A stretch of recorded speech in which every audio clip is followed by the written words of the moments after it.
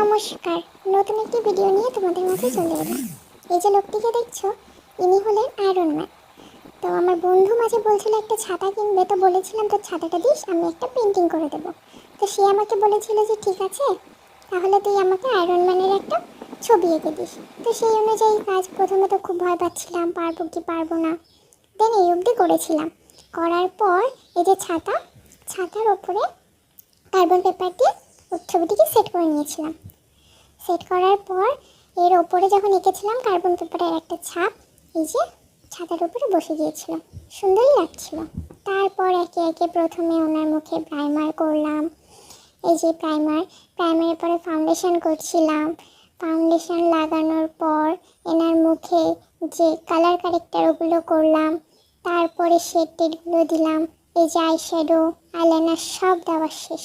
এই যে ওনার টোটাল মুখ, যেটা দেখতেই পাচ্ছ তোমরা। তারপর এই যে আমি ভিডিও করছিলাম, আমার একটা বোন ছিল, সে আমাকে একটু ভিডিও করে দিচ্ছিল রাতে। ও আমার কাছে পড়তে আসে।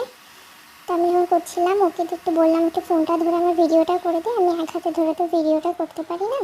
তো আমাকে একটু হেল্প করছিল, বলছিল এটা ওটা, যে এখানে প্রবলেম হচ্ছে ওখানে প্রবলেম হচ্ছে, তো বলে বলে দিচ্ছিল। আর আমি একা একা পেন্টিং করছিলাম, ভাবছিলাম কি হবে কি করব। দেন এই যে পুরোটা মোটামুটি প্রায় কমপ্লিট তখন এটা আমি এক হাতে ফোন ধরেই করছিলাম, এই জন্য ভালো করে হয়তো বোঝা যাচ্ছে না। এটা হচ্ছে ফাইনাল লুক। দেখি সবাই বলবে কেমন হয়েছে ফাইনাল লুকটা।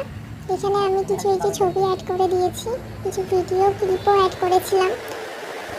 এই যে ছবিগুলো একদম শেষে এই যে আমার বন্ধুকে দিয়ে ছাতা ধরে দাঁড় করিয়ে দিয়েছি, এনে তো ছাতা দেখ কেমন হয়েছে।